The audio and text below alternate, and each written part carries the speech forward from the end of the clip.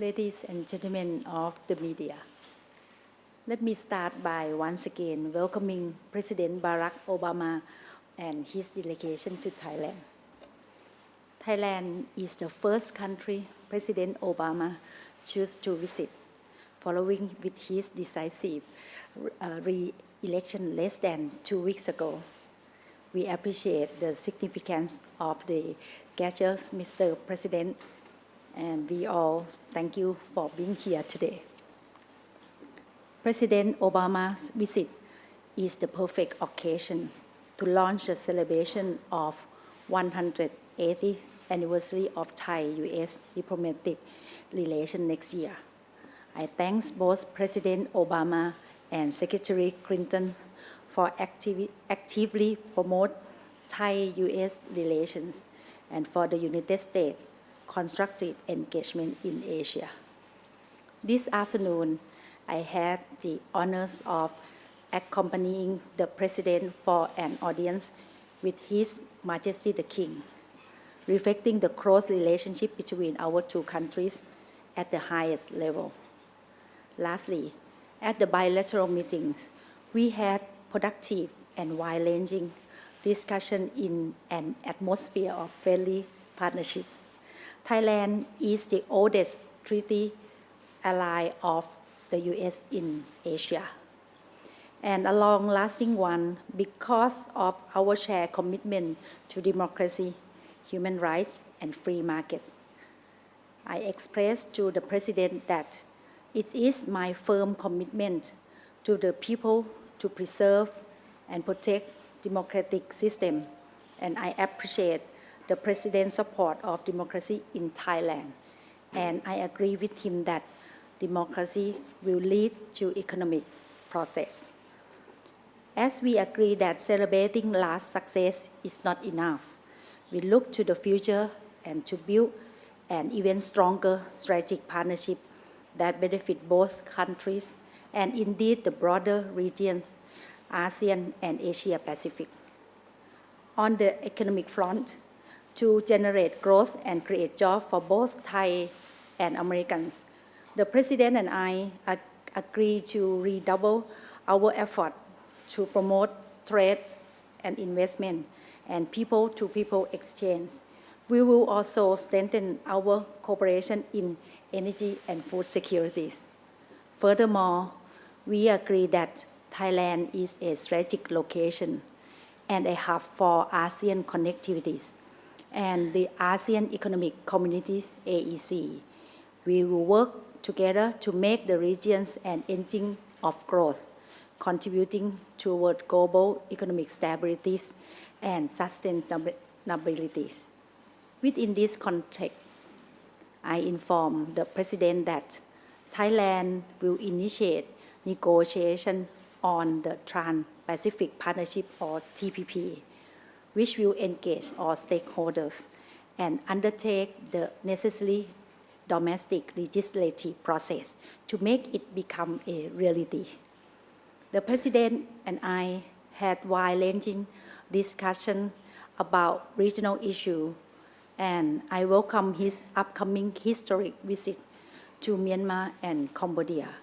We welcome the United States' renewed focus on Southeast Asia and believe our bilateral partnership can help contribute to regional peace, security, and prosperity. But our cooperation goes beyond the regions. At the global level, Thailand is concerned with the threat of weapons of mass destruction or WMD. Therefore, I inform the President that Thailand will join the Proliferation Security Initiative or PSI. We believe that PSI will help prevent WMD from falling into the wrong hands, which is in the shared interest of all.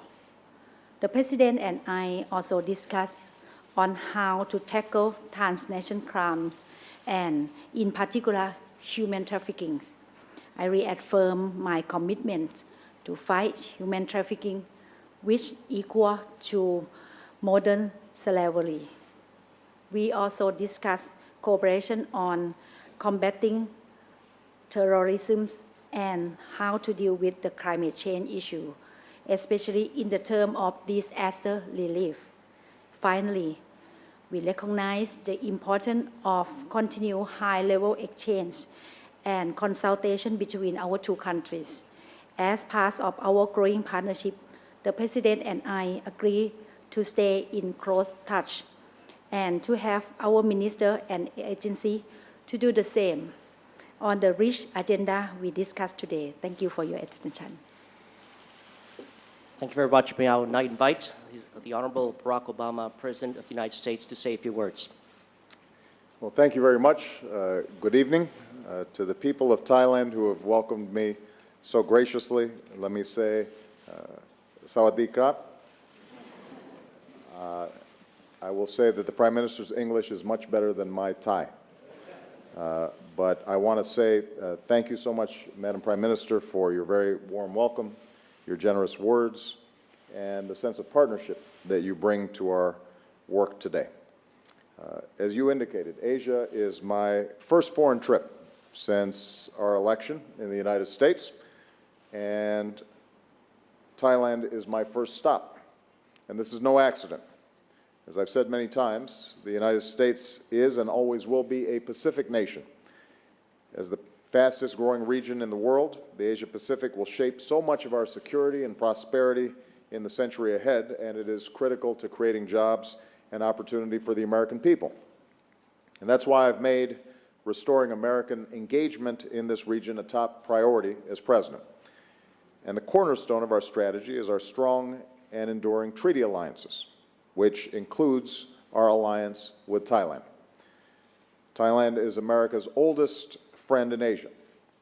Next year will mark 180 years of diplomatic relations. We've been treaty allies committed to our common defense for nearly 60 years. Our men and women in uniform have stood together, and they've bled together. Our business people and our entrepreneurs work together to create jobs for both of our peoples. Our diplomats, development experts, researchers, and student partners every day work together so that our citizens and the people across this region can live in peace and security and dignity. Most recently, the people of Thailand have worked to restore and strengthen your own democracy, and we are very admiring of the efforts that have been made. Earlier today, I had the great honor of having an audience before His Majesty the King, a leader of wisdom and dignity who embodies the identity and unity of this nation. And today, I'm proud to stand beside the democratically elected leader of Thailand and to reaffirm the importance of upholding democracy, governance, rule of law, and universal human rights, all of which I know, Madam Prime Minister, that you believe in very deeply. When we met in Bali last year, the Prime Minister and I discussed how we could deepen and broaden the partnership between our countries. And with this visit, I'm pleased that we've agreed to a series of efforts that revitalize our alliance to meet the challenges and opportunities of our time. First, we're deepening our security cooperation. Our militaries already train and exercise together, and we're already close partners in preventing terrorism and combating narco-trafficking. Now we have a new, broader vision for our alliance. We're going to improve the ability of our militaries to operate together. We'll help Thai forces assume even greater responsibilities in the region, from maritime security to disaster relief to preventing piracy. I especially want to commend Thailand for joining the Proliferation Security Initiative that prevents the spread of weapons of mass destruction. And taken together, these steps advance our shared vision of a secure and peaceful Asia-Pacific where the rights and responsibilities of all nations are upheld. Second, we're taking new steps to expand trade and investment. The United States is already one of Thailand's biggest trading partners, and we're already one of the biggest investors in Thailand. But we believe we can do even more. So we've agreed to reconvene our Trade and Investment Council to explore new ways that our companies and our entrepreneurs can do business together. We'll continue to work with our APEC partners to reduce barriers and move toward a seamless regional economy. and will work together as Thailand begins to lay the groundwork for joining high-standard trade agreements such as the Trans-Pacific Partnership. All of this will advance our vision of a region where trade is free and fair, and all nations play by the rules. Third, on this 50th anniversary of the Peace Corps in Thailand, we're moving ahead with new partnerships to promote development and human dignity. We'll focus on public health, developing a vaccine for HIV/AIDS, and ensuring that development is sustainable, especially in regions along the Mekong River. I recently announced new steps that the United States is taking to confront the scourge of human trafficking, modern slavery. Thailand is also taking new steps to address this challenge, including measures to better protect and empower women and girls.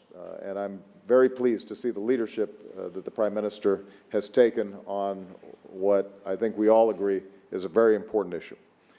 And given Thailand's role as an emerging donor country, I'm very pleased that our two nations will be working more closely to promote development in other countries, including fighting malaria along the Thai-Burma border. We also welcome, by the way, the leadership that Thailand has taken in protecting wildlife around the world. It's something that Thailand should be very proud of. Finally, we discussed a range of regional challenges. Thailand has supported the cause of democracy in Burma, protecting dissidents, hosting refugees, and promoting reform. And I very much appreciate the Prime Minister's insights as I prepare to visit Burma tomorrow. As a founding member of ASEAN, Thailand will play an important role in our meetings in Cambodia. And I especially want to thank our Thai friends for being so supportive of our role in the East Asia Summit, which should be the premier forum for discussing regional challenges, including maritime security. So once again, Madam Prime Minister, I want to thank you for your hospitality and your partnership. Because of the progress that we've made today, I think we've put the U.S.-Thai alliance on an even firmer footing for many years to come. And tonight I look forward to celebrating the bonds of friendship between our peoples and also enjoying some Thai food, which is one of my favorites. So thank you very much. Khop kun krap. Thank you very much, Mr. President. Now we will take a few questions from the floor. I would ask, if I have not already mentioned so, to ask you to identify your name and affiliation. We have about 4 questions. And so the first question is to the Thai media. So could I have the first question, please? Good evening. I'm Chiranai. I'm representing newspaper here in Thailand. This question goes to both of you, Mr. President and Mr. Prime Minister. Right, you both talked about democracy in Thailand, but my question is this. Are you both satisfied with how democracies work? I mean, is the situation of democracy right now in Thailand?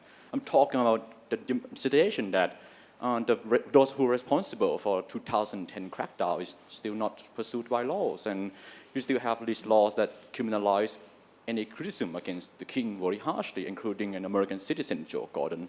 You have many political prisoners and recorded human rights abuse.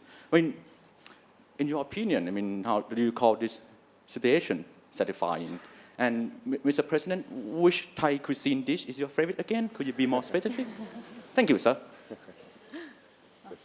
For the Prime Minister, may answer the question first. Let me answer the question on democracy today. I think the destination of us is the stability of democracy. Because democracy, we believe that it will be fundamental of economic growth in the future. So the destination to go with that vision is that the national reconciliation. But for Thailand situation, I think we will stick with the principle of true democracy by using the apply of the rule of law and the due process, and make sure that all the things will be equal and fair basis.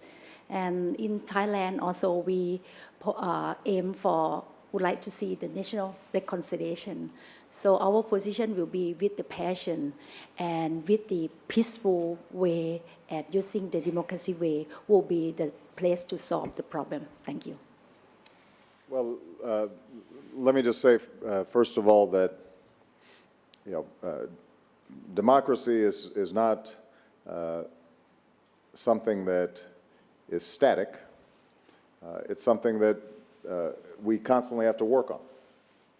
The United States has the oldest democracy in the world, but we constantly have to, as citizens, work to make sure that it is working to include everybody, to make sure that the freedoms that are in our Constitution, the freedom of speech, the freedom of worship, that those are practiced and observed. And so the work of democracy never stops. And I think that what you're seeing here in Thailand is a democratically elected prime minister who's committed to democracy, committed to rule of law, committed to freedom of speech and the press and assembly. But obviously, what's true in Thailand, as is true in America, is that all citizens have to remain vigilant, and there's always improvements to be made. And I very much congratulate the Prime Minister on her commitment to democracy.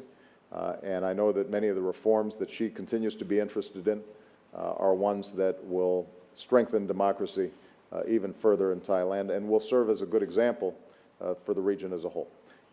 In terms of Thai cuisine, I like it all.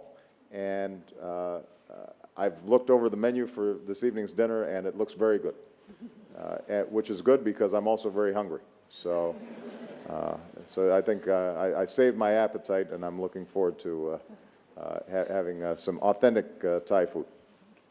Well, thank you very much. The second question comes from the U.S. media. I'd like to call on the Washington Post, please.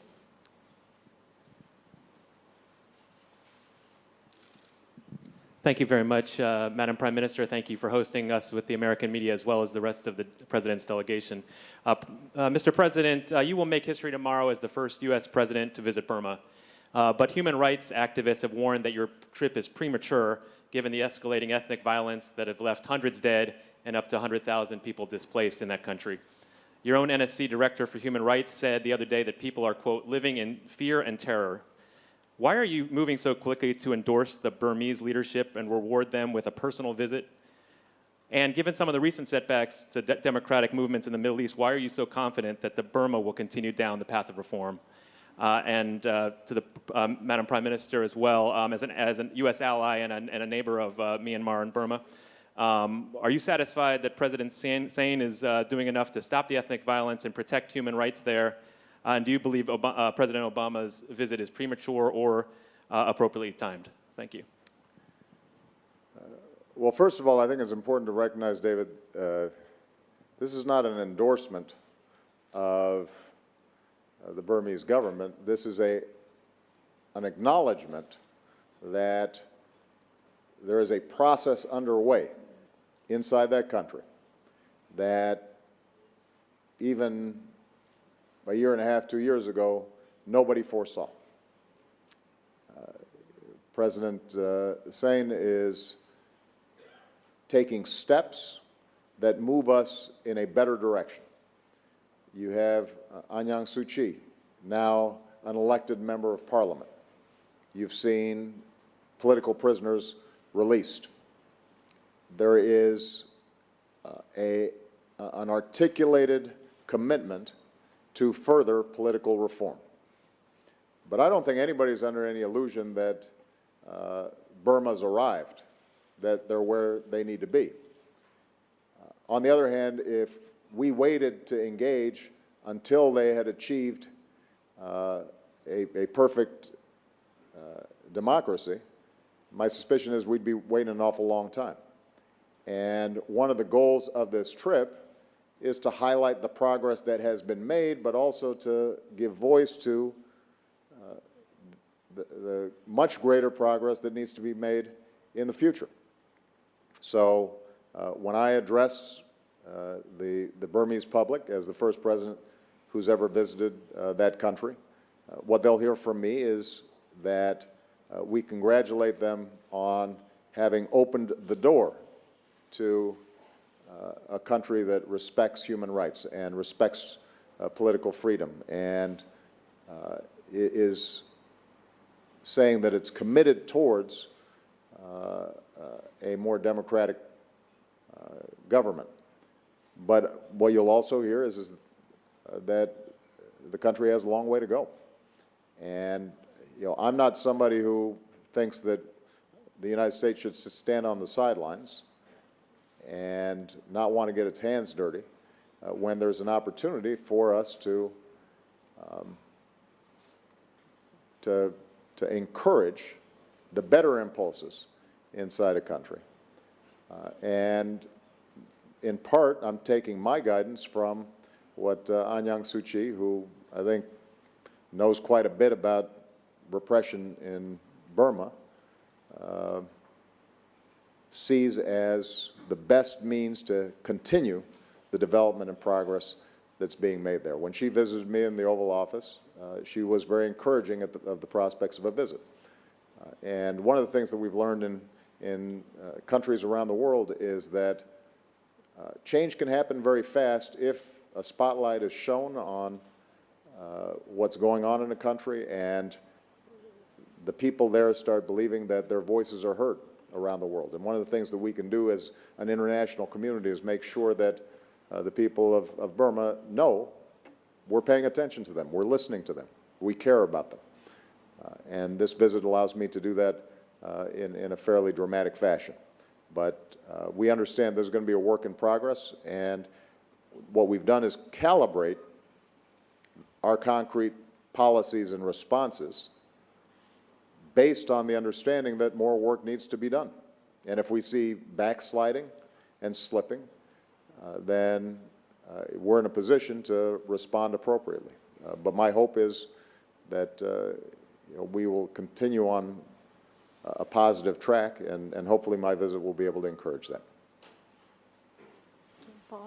For myself, I think on the case of the Myanmar situation, I think now we can see that from my observation, and also I have several chances to visit in Myanmar, we see a lot of progress on the political reform from the government.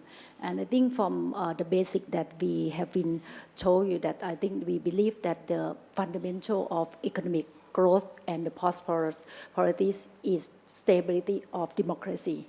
Because people in the region, we believe that democracy will be the way for the country to keep free and fair and also reduce the gap of the people. So that's why we believe this is the right destination.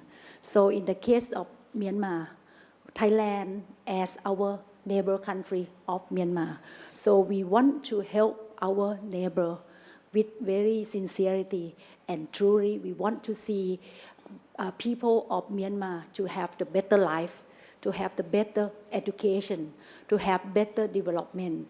If we leave them far away and we close that gap, so I don't think we can be able to raise up the profile of our regions, and especially on the year 2015 will be the year of the communities of ASEAN as one. So it will be necessary for us to work closely with Myanmar to make sure that the political reform will come in the right track.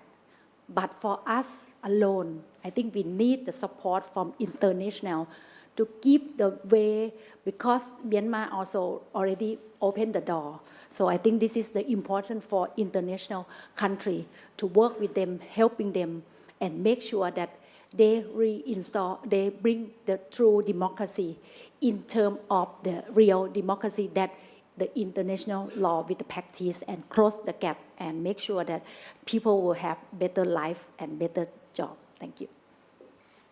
Thank you very much, Mr. President, Madam Prime Minister. The third question goes to the Thai media. Please state your question. Thank you, Madam Prime Minister and Mr. President. I'm Natha Gomonwatin from Thai Public Broadcasting Service. First question I'd like to ask Mr. President, what are your priorities in your new Asia policy, and where does Thailand fit in that policy? And to Madam Prime Minister, what is the plan of the Thai government in pursuing TPP with the US? Thank you. Well, when when I announced our desire to pivot and focus on the Asia-Pacific region, in part it was a response to a decade in which we understandably, as a country, had been focused on issues of terrorism, the situation in Iraq and Afghanistan, and as a consequence, I think we had not had the same kind of presence in a region that is growing faster, developing faster than any place else in the world. And we've historically been an Asia-Pacific power. And I wanted to make sure that all our friends and partners throughout the region understood that we see this as a central region for our growth and our prosperity. And it's not one that we can neglect. So in terms of my priorities, number one, expanding trade and investment. We believe that in working with countries in the region, we can create more jobs and more opportunity for our own people in the United States and for people in the region. And obviously, we already have a strong trade and investment relationship with a country like Thailand, but we think we can do even more. And the Trade and Investment Council that we've set up will further explore ways in which we can synchronize our economies so that entrepreneurs and business people who want to trade, want to produce products, want to take advantage of opportunities in both countries will have an easier time doing so. A second priority is maintaining the stability that allows for prosperity, and that means that our security arrangements in the region are extremely important. Once again, Thailand is a central part of that. As our oldest treaty ally in Asia, one that has not only worked with us here regionally, but also does outstanding work performing peacekeeping activities around the world. I want to make sure that we continue to strengthen those relationships, not only for purposes of dealing with potential security threats, but also humanitarian responses. We've seen in this region a number of devastating natural disasters, and when we have strong cooperation and training between our countries, then we're in a stronger position to respond quickly. And Thailand, I think, having experienced its own floods, understands the importance of this. A third area that's important is human development. We've already discussed how important it is for us to work together on issues of human trafficking and forced labor. We all believe that our countries will prosper if children are getting a good education, if public health systems are set up to deal with issues like HIV/AIDS or drug-resistant malaria. Those are all issues where countries working together can do more than countries working by themselves. And so scientific exchanges, medical exchanges, working together on development issues, all that becomes very important. And because Thailand, I think, is more successful economically than some of its neighbors, it's now in a position to be a donor country. And for us to be able to partner with Thailand, for example, USAID working with the Thai Development Agency to help people in the Mekong River area develop and be able to prosper, to have greater food security, to deal with public health challenges. That's an outstanding partnership for us. And finally, I think our goal in the region is to make sure that there is an international or a regional architecture through mechanisms like the U.S.-ASEAN dialogue or the East Asia Summit that allows us to work through tensions, conflicts, differences in a constructive way, in a way that allows us to resolve these differences in a peaceful and orderly fashion.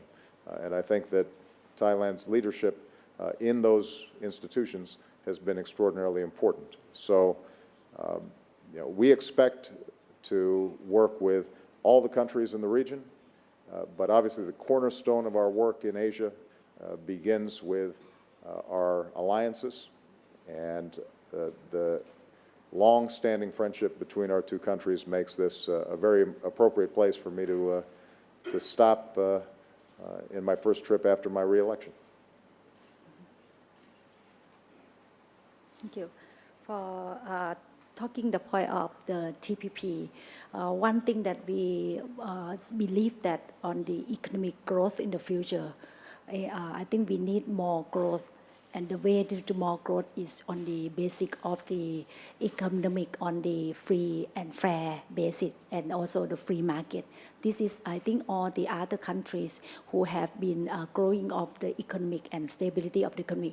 So this is very important for the country who bring growth and who bring more the future and stability of the economic growth, would like to work on share and fair and also free market. So that's why Thailand saw the TPP is very important for the future. But of course that I think in the beginning, of course the concern and the readiness of the company or the readiness of the country will be another issue that we can work parallelly, by the way, by using like the capacity building and also the readiness of the things. And after that, I think we can work along and understand, because sometimes the benefit will be better to invite all other countries. So it means that you have more market, you have new market to work.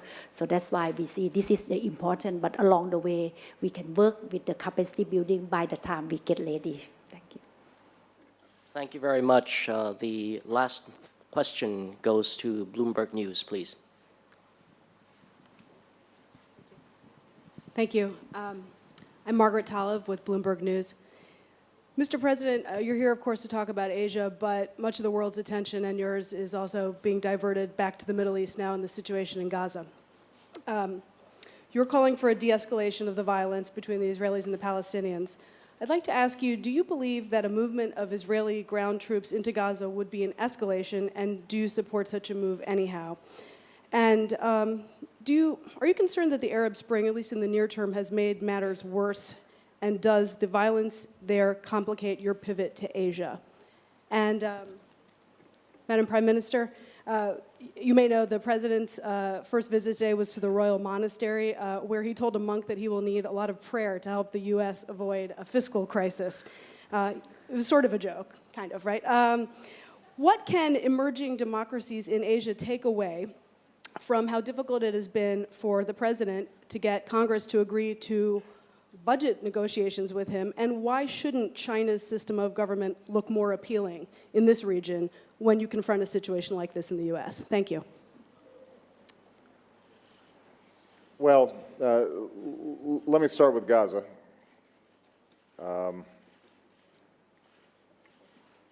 Let's understand what the precipitating event here was that's causing the current crisis. And that was an ever-escalating number of missiles that were landing not just in Israeli territory, but in areas that are populated. And there's no country on earth that would tolerate missiles raining down on its citizens from outside its borders. So we are fully supportive of Israel's right to defend itself from missiles landing on people's homes and workplaces and potentially killing civilians. And we will continue to support Israel's right to defend itself. Now, what is also true is that we are actively working with all the parties in the region to see if we can end those missiles being fired without further escalation of violence in the region. And so I've had several conversations with Prime Minister Netanyahu. I've had several conversations with President Morsi of Egypt. I've spoken to Prime Minister Erdogan of Turkey, who was visiting Egypt right in the midst of what was happening in Gaza. And my message to all of them was that Israel has every right to expect that it does not have missiles fired into its territory. If that can be accomplished without a ramping up of military activity in Gaza, that's preferable. That's not just preferable for the people of Gaza, it's also preferable for Israelis, because if Israeli troops are in Gaza, they're much more at risk of incurring fatalities or being wounded. We're going to have to see what kind of progress we can make in the next 24, 36, 48 hours. But what I've said to President Morsi and Prime Minister Erdogan is that those who champion the cause of the Palestinians should recognize that if we see a further escalation of the situation in Gaza, then the likelihood of us getting back on any kind of peace track that leads to a two-state solution is going to be pushed off way into the future. And so if we're serious about wanting to resolve this situation and create a genuine peace process, it starts with no more missiles being fired into Israel's territory. And that then gives us the space to try to deal with these long-standing conflicts that exist. In terms of the impact of the Arab Spring, let's just remember that the exact same situation arose just a couple of years ago before the Arab Spring. So I don't think anybody would suggest somehow that it's unique to democratization in the region, that there's a conflict between the Israelis and the Palestinians. That's been going on for several decades now. I do think that as Egyptians, Tunisians, others have more of a voice in their government, it becomes more important for all the players, including the United States, to speak directly to those populations and to deliver a message that peace is preferable to war, that this is an issue that can be resolved if parties are willing to sit down and negotiate directly, that violence is not an answer, and that there are no shortcuts to the hard work of trying to bring about what I think is the best option, two states living side by side in peace and security. And that's a message that you can't just direct at a single figure in these Arab countries. Now you've got to be able to deliver that message across the board, and that will probably be a little bit harder. But the truth is that for any peace that was going to last, that was going to be necessary anyway. Last point, I know it wasn't directed at me, it was directed at the Prime Minister, but I'm just going to make this point. First of all, I always believe in prayer. I believe in prayer when I go to church back home, and if a Buddhist monk is wishing me well, I'm going to take whatever good vibes he can give me to try to deal with some challenges back home. I'm confident that we can get our fiscal situation dealt with. And I think it's important to recognize that, yeah, democracy is a little messier than alternative systems of government, but that's because democracy allows everybody to have a voice.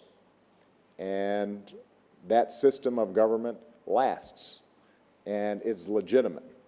And when agreements are finally struck, you know that nobody's being left out of the conversation.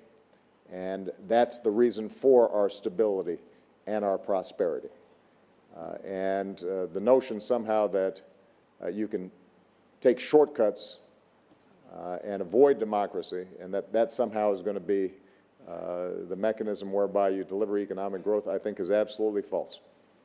I think over time, when you look at the most prosperous nations on this earth, they are the ones in which every individual, every citizen feels like if they put in the effort, if they're working hard, that those efforts bear fruit, that a government respects them and observes rule of law and doesn't take their property without due process, and they don't have to pay a bribe to start a business or get a telephone installed. And it's worked for us for over 200 years now, and I think it's going to work for Thailand, and it's going to work for this entire region. And the alternative, I think, is a false hope that over time, I think, erodes and collapses under the weight of people whose aspirations are not being met. I know you didn't direct that question at me, but I just wanted to make sure Prime Minister didn't get put on the spot without me having something to say about that. All right? Yeah, for my answer, I think talk about the basic of the economic growth. I think we still believe that, for my statement said that the democracy will be the fundamental. I think this is still valid, but this is the one way of the basic of the fundamental, because as long as you have the stability in the political, so it will be the stability of economic.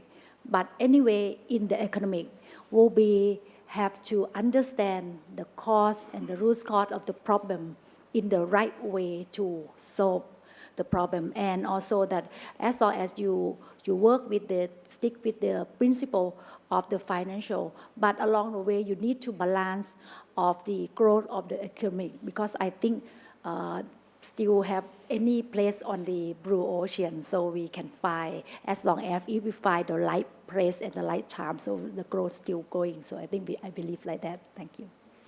Thank you very much, ladies and gentlemen. Just a final program note, the joint press statement in English and unofficial translation in Thai will be circulated shortly.